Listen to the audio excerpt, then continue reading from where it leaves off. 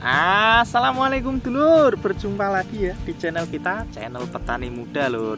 Ya dulur, aku mau ngucapin terima kasih bagi sedulur semua yang sudah subscribe. Bagi sedulur yang belum subscribe, aku minta tolong di subscribe. Salam Petani Muda, salam Petani Milenial.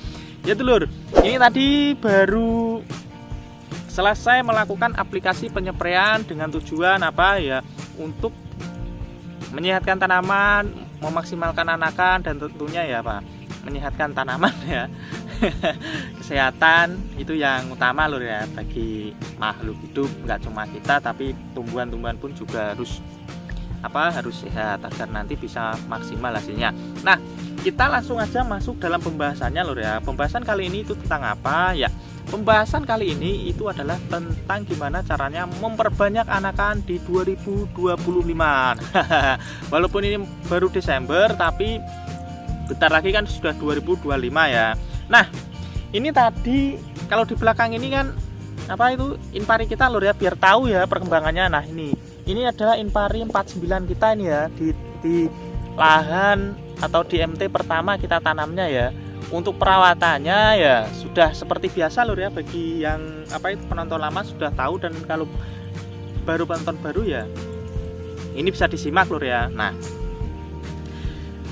kalau pengen anakan padinya itu banyak, tentunya kita harus tahu gimana caranya lur ya, triknya itu seperti apa, dan kapan waktunya itu kita harus memperhitungkan dengan baik. Nah, karena sedulur semua itu kebanyakan itu tanamnya menggunakan sistem semai, jadi aku ini membahasnya bagi yang menggunakan sistem semai. Kalau yang ini kan sistem gogol lur ya, dan jarang ya, masih jarang diterapkan. Jadi aku yang umum saja ini memperbanyak anakan yang di sistem semai. Nah, untuk memperbanyak anakan, yang pertama itu apa lur? Yang pertama itu adalah kesehatan tanaman. Yang kedua itu pemberian pupuk yang tepat dan pas. Terus yang ketiga itu apa? Yang ketiga adalah pengendalian ya, atau serangan yang yang tidak terduga, bisa hama, gulma, ataupun penyakit lain sebagainya. Nah, kita yang bahas yang pertama. Yang pertama adalah kesehatan tanaman.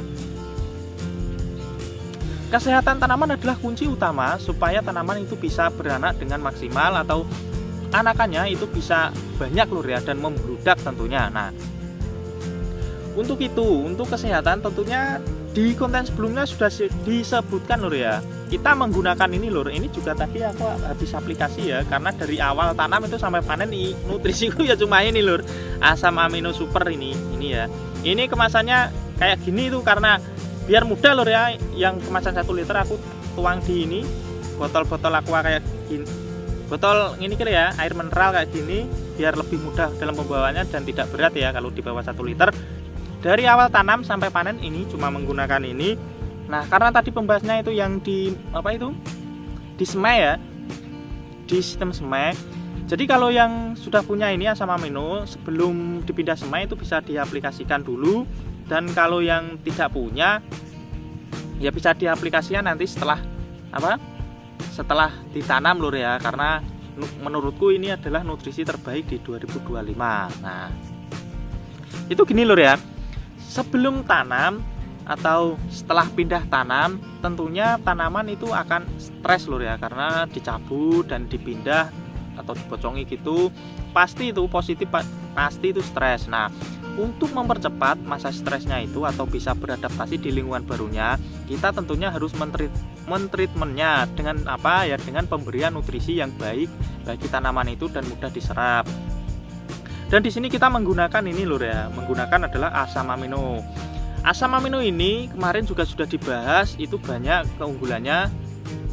Ini juga selain mempercepat masa stres atau beradaptasi di lingkungan, itu juga bisa nanti memperbanyakkan anakan.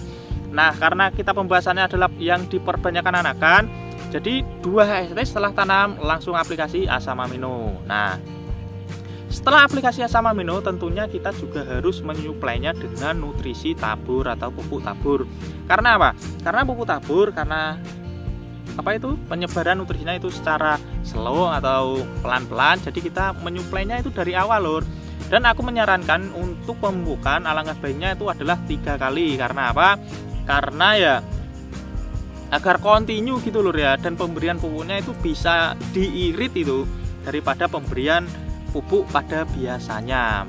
Contohnya biasanya itu bisa 100 kilo, kalau kita menggunakan cara ini itu bisa mengirit 20-50% tergantung lahannya gitu loh ya. Nah, setelah 2 HST diaplikasi asam amino, nanti 3-4 HST-nya itu adalah diberikan pupuk tabur. Jadi nanti ke depan setelah perakarannya itu mulai menyebar, itu nutrisinya itu yang didapat dari pupuk tabur itu juga sudah mulai tersedia gitu loh ya. Nah, terus nanti untuk pemberian atau pengaplikasian ini asam amino, alangkah baiknya adalah seminggu sekali agar apa? Agar nutrisinya itu bisa kontinu lur ya. Kontinu dan juga mudah diserap gitu ya. Nah, setelah pemberian pupuk itu tadi, terus kapan pemberiannya lagi? Nah, untuk pemberian pupuk lagi itu adalah nanti di usia 14-15 dan usia 25 sampai dengan 30 HST. Sesuaikan aja waktunya gitu loh ya, enggak harus pas gitu ya, harus 14 atau harus 15 itu enggak ya, bisa dipilih 14 atau 15 atau dari 25 sampai 30 ya bisa 26, 27, 28, 29 atau 30-nya gitu ya, sesuaikan waktunya. Jadi enggak harus kemprungsung gitu loh. Ini kenapa harus 3 kali pemupukan dan kenapa harus seminggu sekali pengaplikasiannya, itu ada tujuan dan manfaat tersendirinya lur ya. Kenapa harus minggu sekali? Yaitu tadi sudah disebutkan juga untuk menyuplai nutrisi yang kontinu. Kontinuan di sini adalah selain penyerapan pupuk tabur mulai habis, langsung kita aplikasikan spray. Spray paling 2-3 hari kan sudah mulai habis, ya itu nanti spray pupuk tabur sudah mulai masuk kembali. Jadi nutrisinya itu langsung berkesinambungan gitu lur ya, nggak terputus gitu. Nah, tadi juga disebutkan yang ketiga kan ada kendala yang tidak diinginkan lur ya. Contoh kendalanya itu seperti apa? Contoh kendalanya itu seperti kena asam-asaman, 2 bisa terserang gulma atau gulmanya itu banyak di lahan. Yang ketiga serangan hama atau penyakit, serangan ulat ataupun serangan jamur ataupun bakteri.